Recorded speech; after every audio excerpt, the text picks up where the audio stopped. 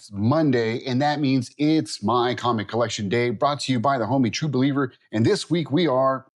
It's your boy Nerd Alert, aka Chico, aka Deadpool, aka whatever, reporting live from the Denver Comic Con. I don't even know if you can fucking hear me because it's so muffled. There's so much noise, but whew, let's get it on, man.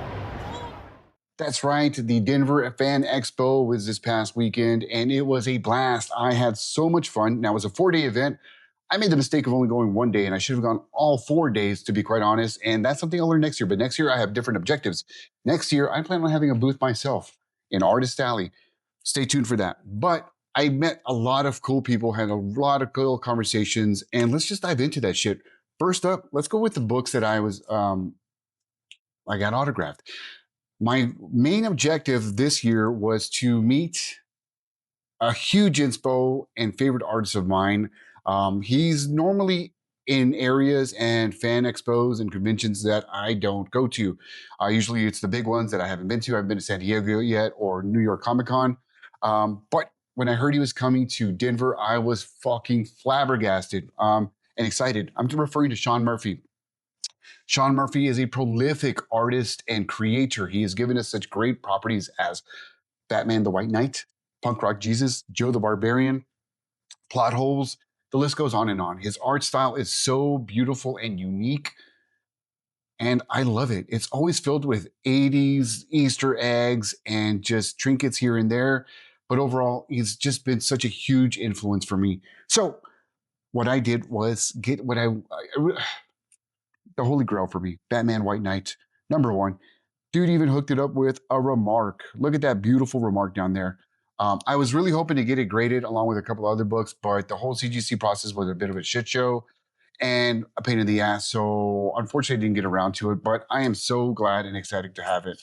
I also have this Batman variant chromium cover here. I forgot what issue this is exactly, but come on. Batman Generation Joker #1. Now, originally my plan was to get it autographed by not only Sean, but artist Clay McCormick. But unfortunately, every time the times I tried to go to Clay's table, he wasn't there. I waited around a couple times, but unfortunately I missed it. But continues. We've got Deadpool Batman variant signed by him.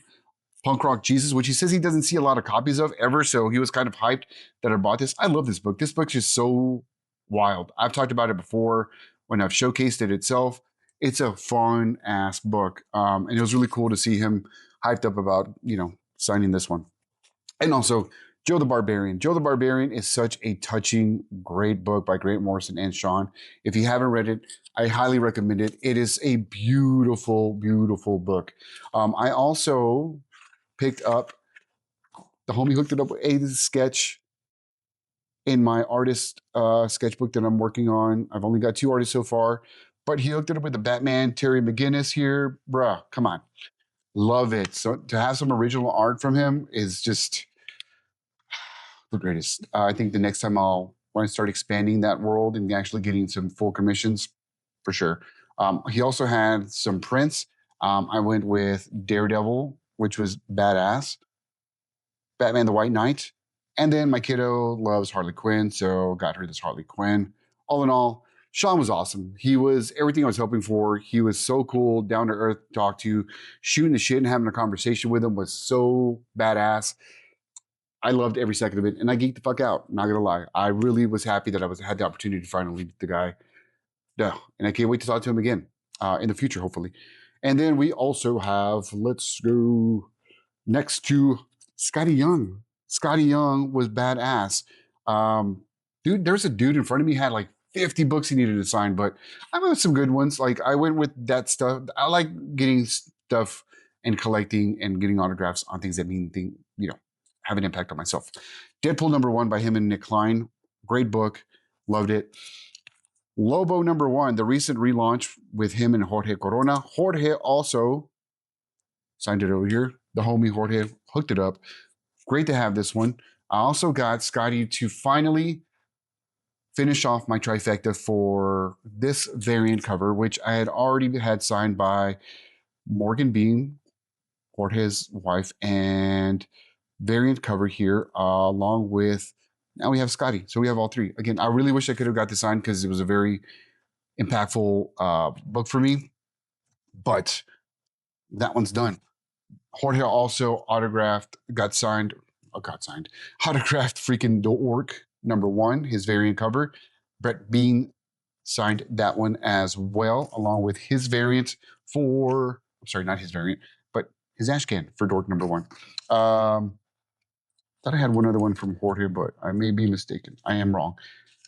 I then walked over to the Ink Pulp crew. If you haven't listened to their podcast, they're awesome. Sean Crystal is an amazing dude and artist. His brushwork is another huge influence of mine. I've collected his art books in the past, so it was really cool to meet him. I love his Phantom X Max #1, so I got that one signed. I also picked up this badass sweater hoodie from him with his logo, and he autographed his prints, which I have already in the background from before.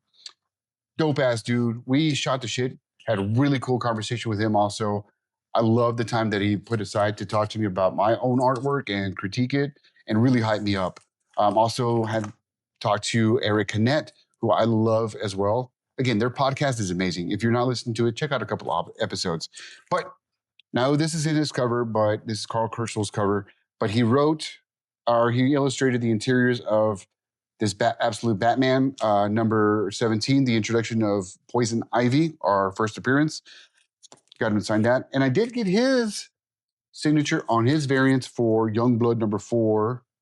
Beautiful artwork. Dude's mad crazy talented.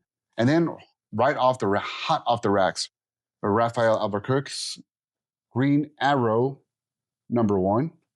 Bruh, bruh. Come on.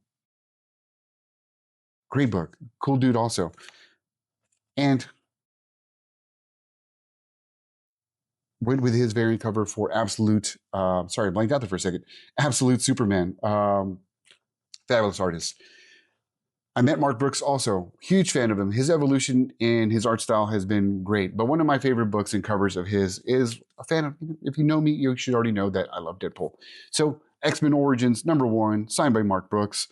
And then finally, Frank Cho, his art style is phenomenal. The way he can illustrate a powerful ass woman like Wonder Woman or just anybody else, sexy but strong. So I had to get him to sign this issue of Absolute Batman #16. And he hooked me up with a little remark also. Cool ass dudes. A lot of great artists that were there. But those are just the ones that I was able to have, to interact with and talk. Now, I also had an opportunity to finally meet up with the homie Cosmic Collector down below. You'll see the picture. I had submitted a cover for his project known as his Hybrid #1. We've shot the shit and talked about other projects, but I finally got to meet him and gave him his original.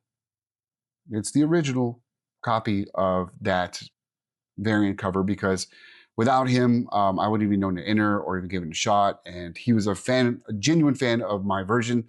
So it was a pleasure talking to him, and just really clicking in an idea. So again, Cosmic, appreciate you to death, Brandon, for real.